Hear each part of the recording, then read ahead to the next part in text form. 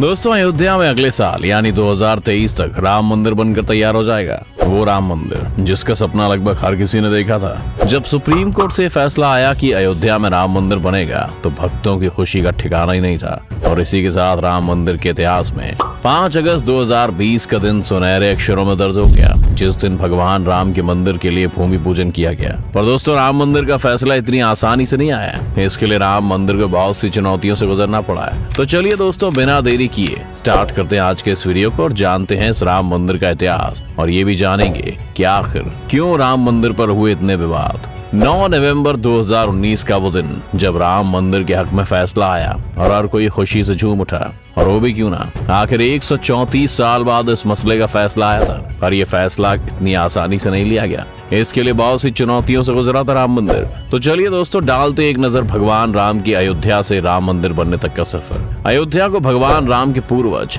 विवस्वान के बेटे वैवस्वत मनु ने बसाया था। तभी से शहर पर सूर्यवंशी राजाओं का राज महाभारत काल तक रहा। यहीं पर दशरथ के महल में प्रभु श्री राम का जन्म हुआ था। भगवान श्री राम के काल में अयोध्या काफी सुंदर थी। ये इतनी सुंदर थी कि इसकी तुलना स्वर्ग से की जाती थी। कहते हैं कि भगवान राम के जल समाधि लेने के बाद अयोध्या कुछ समय के लिए बिखर सी गई थी, लेकिन उनकी जन्मभूमि पर बना महल वैसा का वैसा ही था। भगवान राम के बाद उनके बेटे कुश ने एक बार फिर से राजधानी अयोध्या का निर्माण कराया। इस निर्माण के बाद सूर्यवंशी की अगली 44 पीढ़ियों ने यहाँ पर राज किया। आखिरी राजा महाराजा बृहदबल ने भी यहीं पर शासन किया। कौशल राज बृहदबल की मृत्यु महाभारत युद्ध में अभिमन्यु के हाथों हुई थी और महाभारत के युद्ध के बाद अयोध्या उजाड़ सी हो गई। पौराणिक कथाओं के मुताबिक कौशल राज बृहदबल की मृत्यु के बाद ये उल्लेख मिलता है कि ईसा के लगभग 100 वर्ष पूर्व उज्जैन के चक्रवर्ती सम्राट विक्रमादित्य एक दिन शिकार करते करते अयोध्या पहुंच गए। थके होने के कारण वो अयोध्या में सरयू नदी के किनारे एक आम के पेड़ के नीचे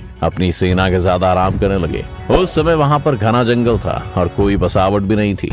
कथाओं के अनुसार महाराज विक्रमादित्य को इस जमीन पर कुछ चमत्कार दिखाई देने लगे। तब उन्होंने ढूंढना शुरू किया और पास के योगी व संतों के जरिए उन्हें पता चला कि श्री राम की अवध भूमि है। उन संतों की बात मानकर ही सम्राट विक्रमादित्य ने यहाँ एक बड़े मंदिर के साथ ही कुएं, तालाब और महल बनवाए। कहते हैं कि उन्होंने श्री राम जन्मभूमि पर काले रंग की कसौटी पत्थर वाले 84 खम्भों पर एक बड़े मंदिर का निर्माण कराया था, जो कि बहुत ज्यादा खूबसूरत था। विक्रमादित्य के बाद कई राजाओं ने समय समय पर इस मंदिर की देखरेख की। उन्हीं में से एक शुंग वंश के प्रथम शासक पुष्यमित्र शुंग ने भी मंदिर में सुधार कार्य करवाया था। इसके बाद ईसा की 11वीं सदी में कन्नौज का राजा जयचंद आया तो उसने मंदिर पर सम्राट विक्रमादित्य के इंस्क्रिप्शन को उखाड़ कर अपना नाम लिखवा दिया। इसके बाद पानीपत के युद्ध के बाद जयचंद का भी अंत हो गया। इसके बाद भारत देश पर मुगलों का आक्रमण बढ़ गया। आक्रमणकारियों ने काशी, मथुरा के साथ ही अयोध्या में भी लूटपाट की और पुजारियों की हत्या कर मूर्तियों को तोड़ने का काम जारी रखा। उन्होंने पूरे देश में मूर्तियों को तोड़ मंदिरों को उजाड़ा, लेकिन 14वीं सदी तक वे अयोध्या के राम मंदिर को तोड़ने में सफल नहीं हो पाए। जब देश में जगह जगह बहुत से आक्रमण हो रहे थे, तब उन्होंने सबको झेलते हुए श्री राम की जन्मभूमि पर बना भव्य मंदिर 14वीं सदी तक बचा रहा। ऐसा कहा जाता है कि सिकंदर लोधी के शासनकाल के दौरान भी यहाँ मंदिर मौजूद था। 14वीं शताब्दी में हिंदुस्तान पर मुगलों का अधिकार हो गया और उसके बाद ही राम जन्मभूमि और अयोध्या को नष्ट करने के लिए कई अभियान चलाए गए और आखिर में 1527-28 में इस मंदिर को तोड़ दिया गया और उसकी जगह बाबरी मस्जिद का ढांचा खड़ा किया गया। बाबर नामा के मुताबिक 1528 में अयोध्या पड़ाव के दौरान मस्जिद निर्माण का आदेश बाबर ने दिया था। तब मुगल साम्राज्य के संस्थापक बाबर के एक सेनापति ने बिहार अभियान के समय मस्जिद बनवाई थी, जो 1992 तक विद्यमान रही। अयोध्या में बनाई गई मस्जिद में खुदे 2 संदेशों से इसका संकेत भी मिलता है। इसमें एक पर कुछ संदेश लिखा हुआ था, जिसका मतलब है जन्नत तक जिसके न्याय के चर्चे हैं। ऐसे महान शासक बाबर के आदेश पर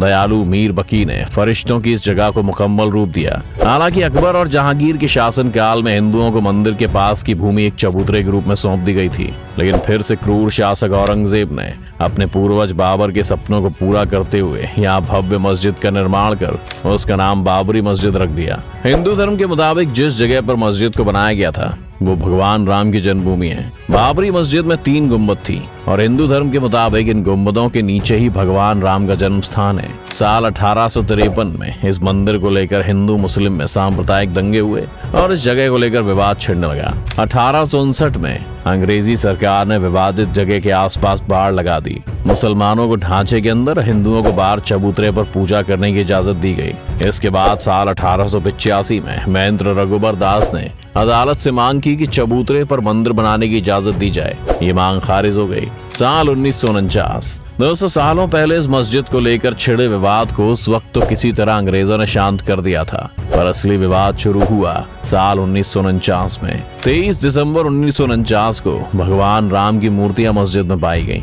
हिंदुओं का कहना था कि भगवान राम प्रकट हुए, जबकि मुसलमानों ने आरोप लगाया कि किसी ने रात में चुपचाप मूर्तियां वहां रख दी। उस समय यूपी सरकार ने मूर्तियां हटाने का आदेश दिया, लेकिन जिला मजिस्ट्रेट के नायर ने दंगों और हिंदुओं की भावनाओं को भड़कने के डर से इस आदेश को पूरा करने में मुश्किल जाहिर की। तब सरकार ने इसे विवादित ढांचा मानकर ताला लगवा दिया। साल 1950। फैजाबाद सिविल कोर्ट में 2 अर्जी दाखिल की गई, जिसमें एक में रामलला की पूजा की इजाजत मांगी गई और दूसरे में विवादित ढांचे में भगवान राम की मूर्ति रखे रहने की इजाजत भी मांगी गई। इसके बाद साल 1959 में निर्मोही अखाड़ा ने तीसरी अर्जी दाखिल की। दोस्तों, निर्मोही अखाड़ा वही समुदाय है जिन्होंने सबसे पहले अयोध्या की भूमि का विवादित बताया था। साल 1961। इसके बाद यूपी सुन्नी वक्फ बोर्ड ने अर्जी दाखिल कर विवादित जगह की पोजीशन और मूर्ति हटाने की मांग की। साल 1984 में विश्व हिंदू परिषद ने कमेटी गठित की और विवादित ढांचे की जगह मंदिर बनाने की मांग की। साल 1986।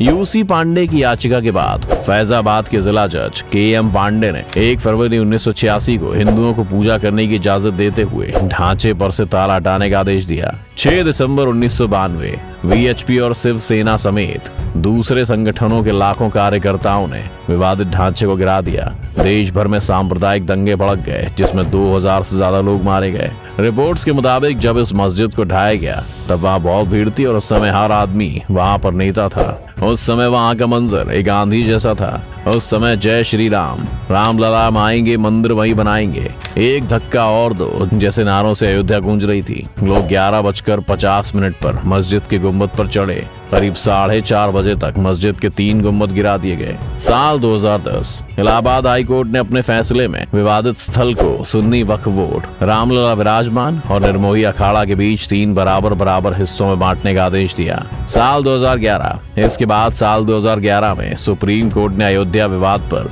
इलाहाबाद हाई कोर्ट के फैसले पर रोक लगाई। साल 2017। इसके बाद साल 2017 में सुप्रीम कोर्ट ने आउट ऑफ कोर्ट सेटलमेंट का आह्वान किया। दोस्तों, अभी तक भी इस मामले में कोर्ट का कोई भी फैसला नहीं आया था। फिर आखिर में 8 मार्च 2019 को सुप्रीम कोर्ट में मामले को मीडिएशन के लिए भेजा गया और मीडिएशन पैनल को 8 सप्ताहों के अंदर कार्यवाही खत्म करने को कहा। 1 अगस्त 2019 को मीडिएशन पैनल ने रिपोर्ट प्रस्तुत की, लेकिन उस वक्त भी सुप्रीम कोर्ट के मुताबिक मीडिएशन पैनल भी इस मैटर को नहीं सुलझा पाया और कोई फैसला नहीं दे पाया। 6 अगस्त 2019 से सुप्रीम कोर्ट में अयोध्या मामले की रोजाना सुनवाई शुरू हुई। 16 अक्टूबर 2019 को अयोध्या मामले की सुनवाई पूरी हुई और सुप्रीम कोर्ट ने फैसला रिजर्व रखा। अयोध्या मामले पर सुप्रीम कोर्ट ने अपना फैसला सुरक्षित रख लिया है। इसके बाद आया वो दिन जिसका वर्णन भारत के इतिहास में सुनहरे अक्षरों में किया जाएगा, जिस दिन 134 साल पुराने अयोध्या मंदिर मस्जिद विवाद पर सुप्रीम कोर्ट ने अपना फैसला सुना दिया।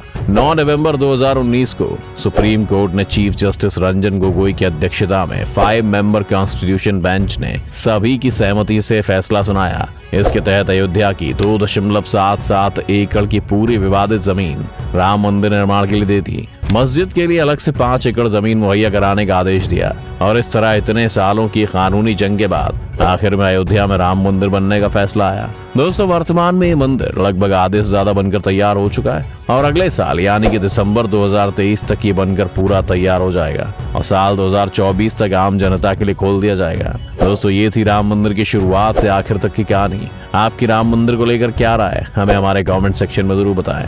तो दोस्तों, आज की इस वीडियो में बस इतना ही। उम्मीद है आपको आज की इस वीडियो से काफी कुछ सीखने को मिला होगा।